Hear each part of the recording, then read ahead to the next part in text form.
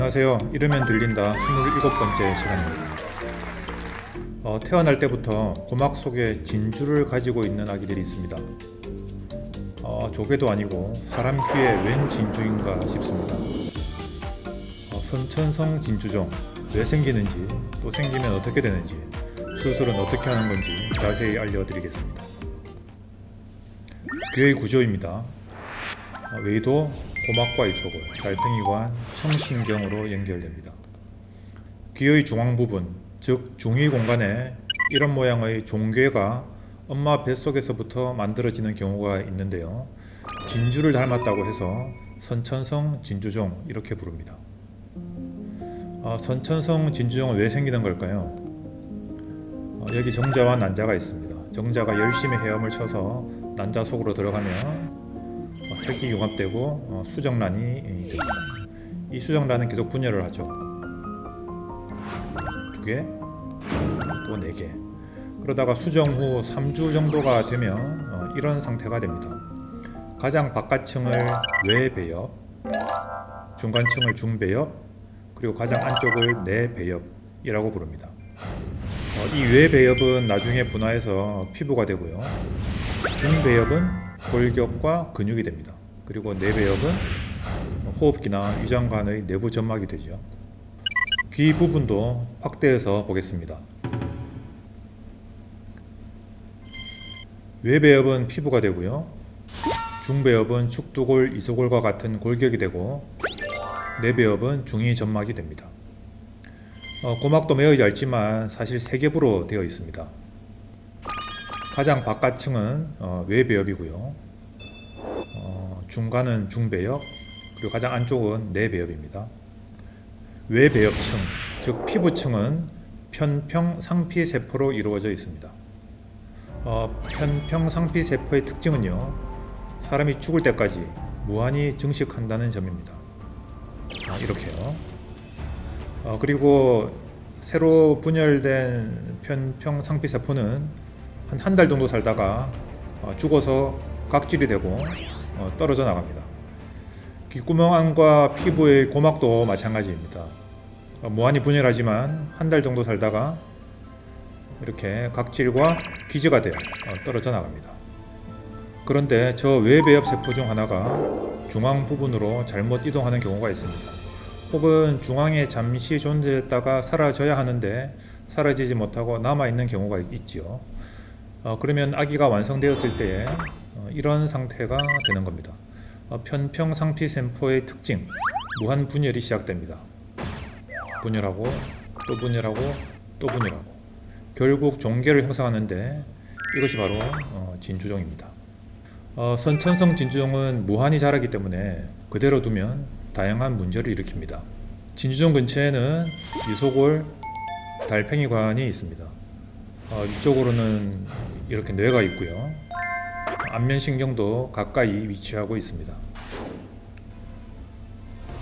진주종이 자라면 이소골을 녹여서 청력이 나빠집니다. 더 자라면 안면신경이나 뇌를 침범할 수도 있지요. 그래서 이만할 때 제거하는 것이 가장 좋습니다. 아주 작을 때 발견되면 비교적 간단하게 제거할 수 있습니다.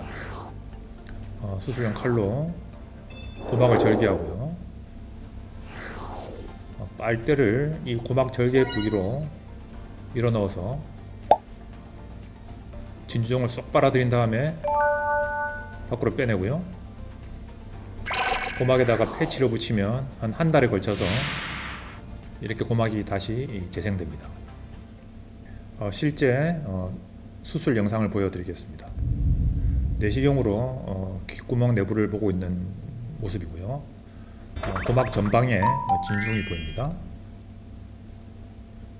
칼로 고막을 절개하고 있습니다. 근데 이제 저 정도 공간으로는 저 진주종을 빼낼 수 없기 때문에 고막을 기역자 모양으로 조금 더 절개합니다. 그리고 석션이죠. 빨대를 밀어 넣어서 쏙 빨아당기면 진주종을 빼낼 수 있습니다. 한 3mm 정도 크기가 되네요. 그리고 저렇게 패치를 절개 부위에 붙여두면 한 달에 걸쳐서 고막이 재생됩니다. 그런데 이렇게 작을 때 발견하지 못하고 조금 더 커진 상태로 발견하게 되면 앞서 보신 고막 절개만으로는 제거하기 어렵습니다. 이렇게 주변 점막에 유착이 되어 있기 때문에 빨대에 빨려 나오지 않습니다. 이럴 때는요, 외이도 피부를 절개하여 피부와 고막을 우선 벗깁니다. 그리고 미세 가위를 넣어서 저 유착된 부위를 하나하나 다 잘라서 끊어줘야 합니다.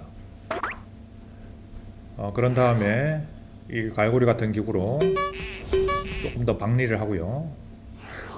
이제 빨대로 잡아당기면 쏙 제거할 수 있습니다. 그리고 피부와 고막을 재이취시키면 수술이 종료되는 거죠. 실제 수술 장면을 보여드리겠습니다. 역시 내시경으로 수술을 하는데요. 외이도 피부를 둥글게 절개하고 있습니다. 저 속에 깊숙하게 보이는 것이 여기가 바로 고막입니다. 외이도 피부를 이렇게 벗겨내고요. 이제 중위 내부로 진입한 상태가 되겠습니다. 저 앞에 하얗게 보이는 것이 진주종인데요. 진주종은 그대로 잡아버리면 터지기 때문에 진주종은 잡으면 안 되고 주변 조직을 당겨서 뽑아내고 있습니다. 그런데 저기 진주종을 붙잡고 있는 점막이 있습니다. 저걸 제거하지 않으면 진주종을 빼낼 수 없습니다. 샤프한 기구로 점막을 일부 제거하고 또 포셉을 이용해서 점막을 뜯어내고 있습니다. 아까 그림에서 보셨던 갈고리 같은 기구로 진주종을 더 박리하고요. 그리고 저 안쪽에 진주종을 붙들고 있는 점막을 조금 더 제거합니다. 자, 이제 진주종은 유착된 부위에서 완전히 분리가 되었고요. 이제 빨대를 이용해서 이렇게 뽑아내면 진주종이 제거되는 겁니다. 그리고 고막과 피부는 원래 위치로 옮겨 놓게 되면 수술은 종료되고 저 절개 부위는 한 달이면 아물게 되겠습니다. 그런데 이 단계에서도 발견하지 못하고 이렇게까지 더 커지게 되면 고막을 벗기는 것만으로는 제거하기 어렵습니다. 이때는 귀 뒤쪽을 절개해서 귓바퀴를 젖히고요. 외이도 피부를 절개해서 피부와 고막을 우선 벗깁니다.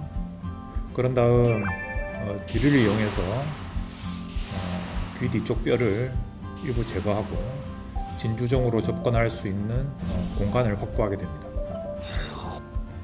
그런 다음에 갈고리를 넣어서 진주종을 분리하고요.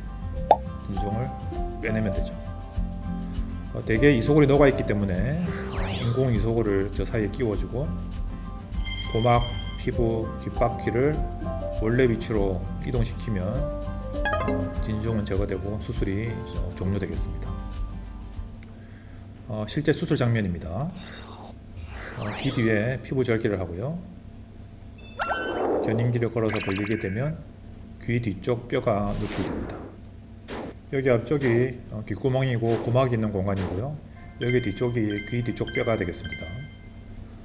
드릴을 이용해서 귀 뒤쪽 뼈를 제거하고 있습니다. 저 안쪽에 보이는 하얀 저것이 진주종입니다. 진주종은 처음에는 고막 내부에 이 정도였지만 2, 3년이 흐르면서 이렇게까지 뒤쪽으로 이제 자라게 된 거죠. 포셉을 이용해서 진주종을 이제 제거하고 있습니다.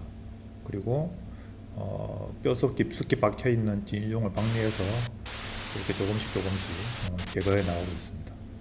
귀 안은 사각지대가 많기 때문에 조심해서 뼈를 박리한 다음에 진주종을 제거하게 되겠습니다. 여기 보면은 나풀나풀 진주종 조각이 조금 보입니다. 근데 사실은요, 이 아래쪽까지 꽉 차 있는 그런 양상이 되겠습니다. 여기가 귓구멍의 경계가 되고요. 여기 안면신경이 지나갑니다. 저 사이에 한 2mm 정도 공간이 있는데 저 사이 뼈를 제거해야 진주종으로 접근할 수 있습니다. 그래서 귀 뒤쪽 경계와 안면신경 사이 2mm 정도 공간으로 드릴을 이용해서 진주종을 저 사이에서 이렇게 제거하고 있는 모습입니다. 이때 이제 좀 주의해야 할 것은, 것은, 마지막 단계는 안미신경 아래쪽에 저렇게 위치하고 있는 진주종을 제거해내는 건데, 신경이 다치지 않도록 조심하면서 진주종을 제거해야 합니다. 자, 완전 제거가 된 상태고요. 이제 견인기를 풀고 피부 봉합을 하면 수술을 마치게 되겠습니다. 보신 것처럼 선천성 진주종도 조기 진단이 가장 중요합니다. 그런데 한쪽 귀의 청력이 나빠지는 것이 유일한 초기 증상이기 때문에 아기들에게 있어서 조기 진단은 과거에는 거의 불가능했습니다. 그러나 다행히 요즘에는 거의 모든 이비인후과, 소아과에 귀 내시경이 보급되어 있기 때문에 아기들이 감기 진료를 보는 중에 우연히 선천성 진주종이 조기에 발견되는 경우가 많이 있습니다.